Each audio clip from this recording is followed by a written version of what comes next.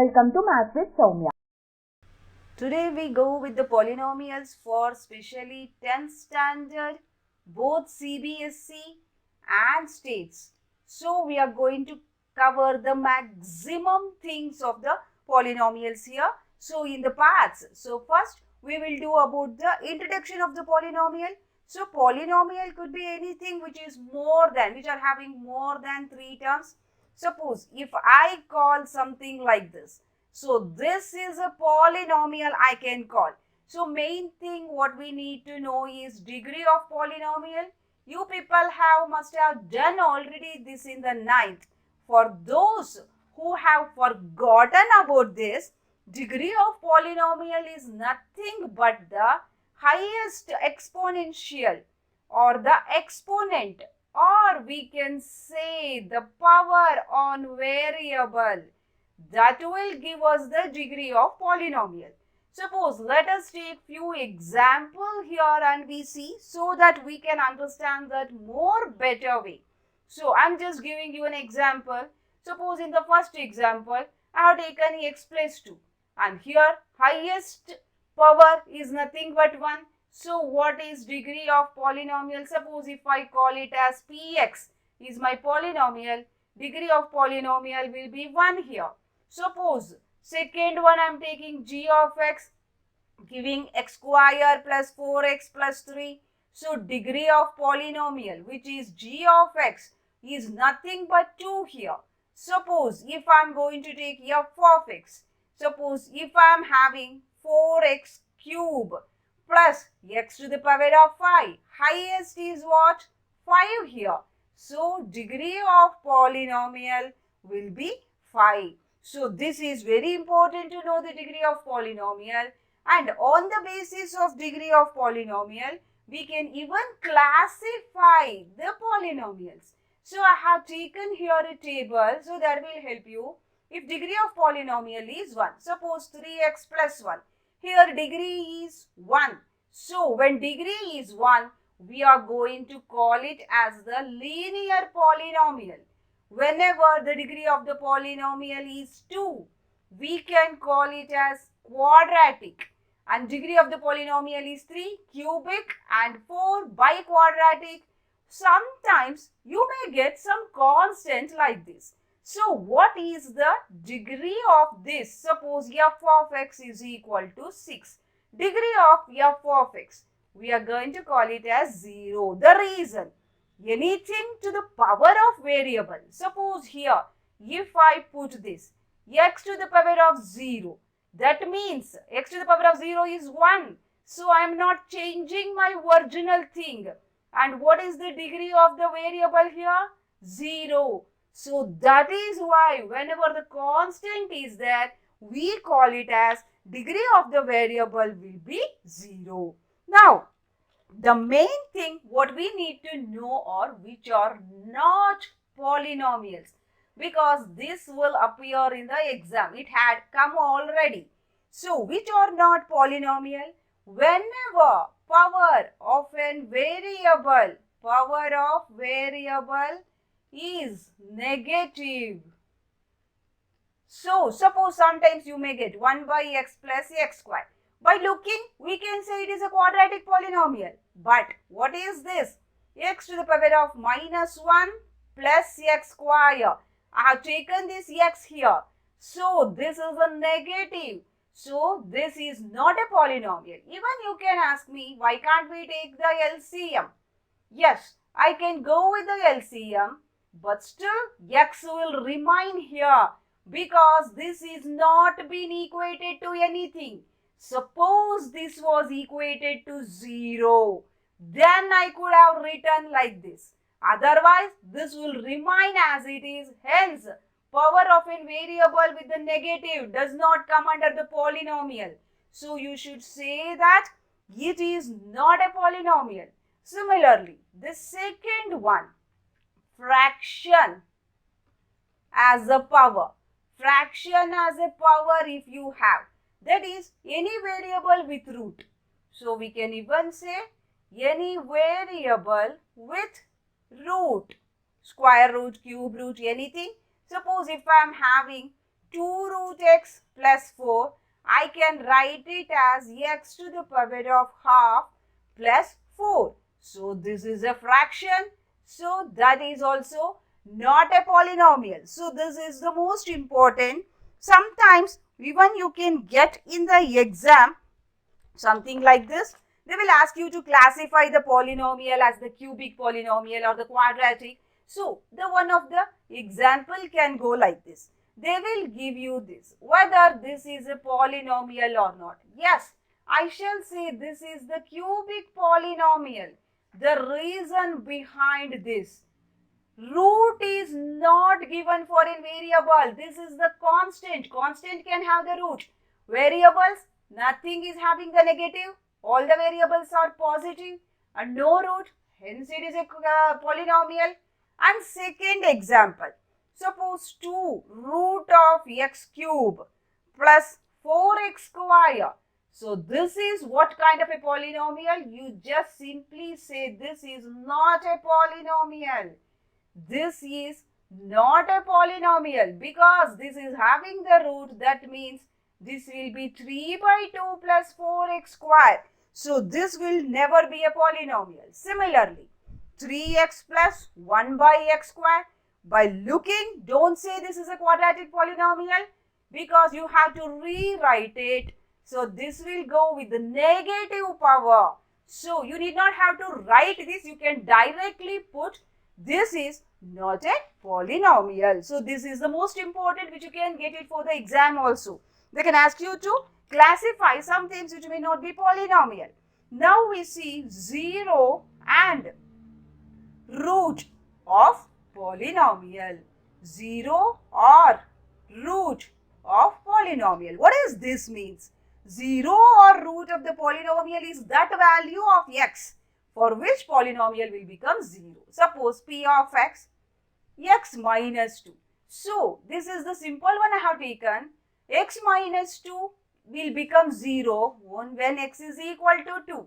So if I say put x is equal to 2, that means in place of x you are putting 2 here in place of x. So where all x is there you put 2. So p of 2 is equal to 0.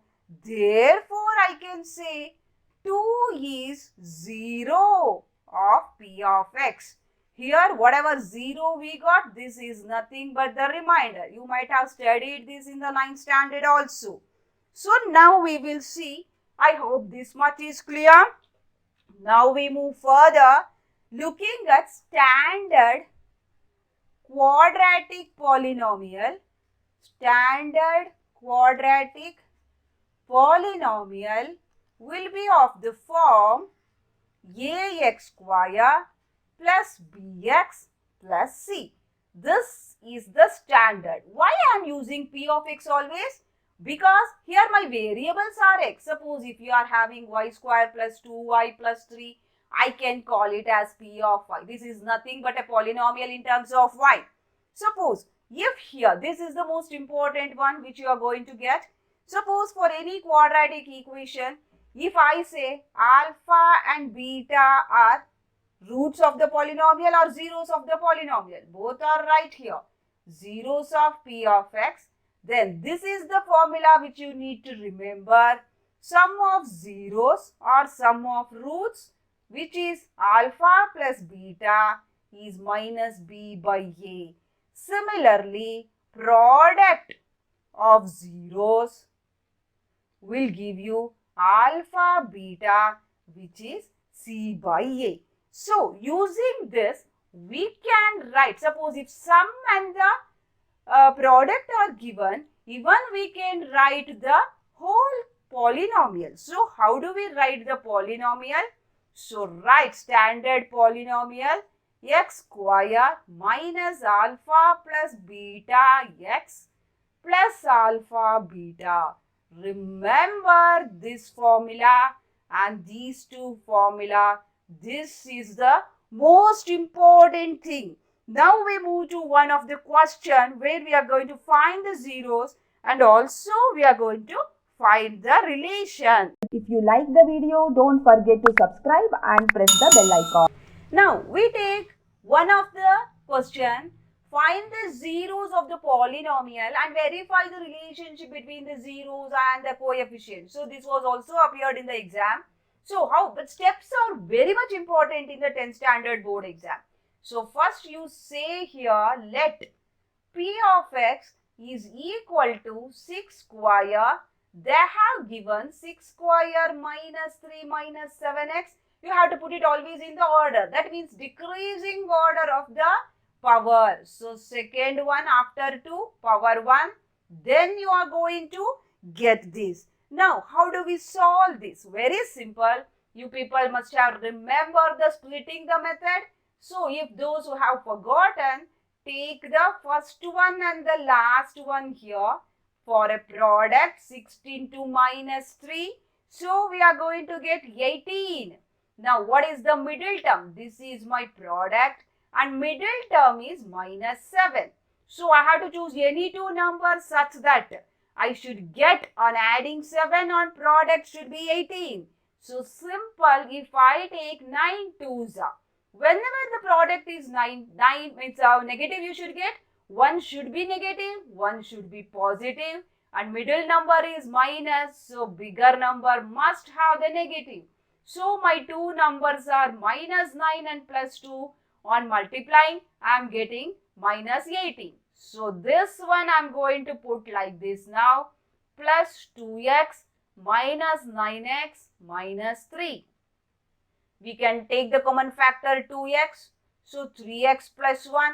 Here minus 3 I can take the common factor 3x plus 1. So 3x plus 1 is the common between these two. If you can see, common between these two. Now 2x minus 3. Suppose now if I say P of x is equal to 0, which means 3x plus 1 and 2x minus 3 will come to 0. If the product is 0, either this should be 0 or this should be 0. So now what we are going to get further, we just see here. So further we can see here what we are going to get. 3x plus 1 is equal to 0. That means 3x is minus 1, x is minus half. And 2x minus 3 is equal to 0. That means 2x is equal to 3. X is nothing but 3 by 2. So what are my two zeros? So I can say zeros of P of x. Instead of writing the whole expression, I can simply say P of x. That is the reason we are naming it. So r minus half and 3 by 2. Sorry, I think minus 1 by 3 we are getting here. 2x minus 3. So 3 by 2. And this is 3x plus 1. So minus 1 by 3 we are getting here. This is minus 1 by 3 and 3 by 2. So these two are the zeros what we are getting. Now the question continues to show the relationship between the coefficients. So what do we do here? I am just continuing here further. So here what we do, take the coefficient. I told you this is of the form ax square plus bx plus c. So what is A? A is 6, B is 7, C is minus 3. So sum of zeros are alpha plus beta, which is minus b by A. And here, before which we can say what are alpha, beta, we can say here for this, where alpha is equal to minus 1 by 3, beta is 3 by 2. These two are the zeros we have taken. So we can say let. Now alpha is minus 1 by 3 and beta is plus 3 by 2. I need to show both are same. This is minus as it is minus 7 by 6. So what we are getting here? So I just continue here further. So here we can continue. I'll just delete this much. So we can continue here. So what we can do here, this is minus, we take the LCM here. So 3 2s are and plus 2 3s are, so 9. This is 7 by 6. So 7 by 6 is equal to 7 by 6. Hence verified. Similarly, we can do also alpha beta here. So how do we do alpha beta? So we can show alpha beta the relation also. Alpha beta is C by A. Alpha is minus 1 by 3. Beta is 3 by 2. What is C? C is given here minus 3 and 6. Cancel 1 by 2. So minus 1 by 2 is equal to minus 1 by 2. Hence it is verified and we have showed the thing also. Now let us move to one more thing. This is the another sum we have taken. Find a quadratic polynomial. The sum and the product of whose zeros are minus 5 and 6. So they have given here sum and the product is given. So if I take, let alpha and beta be zeros of polynomial p of x. Polynomial p of x. So what they are given? Sum of the zeros are given minus 5. Product is given 6. We have to find the quadratic polynomial. We know the standard formula. You have to just put this formula and give the answer. Simple. So your p of x is x square minus of minus 5x plus 6. So p of x, your answer is x square plus 5x plus 6. We are done with our sum. Next one, they may ask you to find the zeros from NCERT, which you may get on your test or even in the exam. So we just see some of it. So they can ask you here, find the zeros. So how do we find the zeros of given sums? So the question may be something like this. So we can say, let p of u is equal to 4u square plus 8u. So how do I take this? Nothing is there. So we can just go with the common factor. Take 4u. So u plus 2. Now if p of u is equal to 0, so you will be getting u plus 2 is 0. That means 4u is 0 or u plus 2 is 0. So your answer, u is equal to 0 because 0 divided by 4 and u is minus 2. Hence zeros of p of u is nothing but 0 and minus 2. So you are done with this sum because usually students get confused whenever they have only two terms. To take the common factor, we just see next one more typical sum, something like this. So finding the zeros here, t square minus 15. So I can call it as p of t is t square minus 15. Directly I'll take, suppose if I keep p of t is equal to 0, t square minus 15, I call it as 0. So t square is 15. What is t? You people know, whenever you take the square root, plus or minus, therefore t is plus 15 or minus 15. So hence what are the zeros? Zeros of p of t are nothing but plus 15 root of plus 15 and root of minus 15. Next one we can see. Next one is, suppose if I have taken this x square plus 3x minus 10. You have to find the zeros. So simply say, let p of x is nothing but x square plus 3x minus 10. You go by the normal splitting the method. What will be your product? 1 into minus 10. So minus 10. Your middle term is plus 3 because product is negative. One of your term will be positive and the other one is negative. So 10. So 5 into 2. Middle term you want positive. So bigger one plus. So you are going to get plus 3. On multiplication you get minus 10. So simple I can say is x square. This one I will take here minus 2x plus 5x, whichever you want you can take first. Making it simple, taken the x common, x minus 2 plus 5 common, x minus 2. So what will be your p of x? X minus 2 and x plus 5. So making p of x is equal to 0 to find the roots. So if p of x or for p of x, x minus 2 and x plus 5 is equal to 0. So equating both of them. So equating both of them here. So what we are going to find? X minus 2 is equal to 0 or x plus 5 is equal to 0. X is equal to 2. X is minus 5. Thus, zeros of p of x are 2 and minus 5. If you like the video, don't forget to subscribe and press the bell icon. Now, finding number of zeros from the graph. So, using the graph also, we can find the number of zeros here.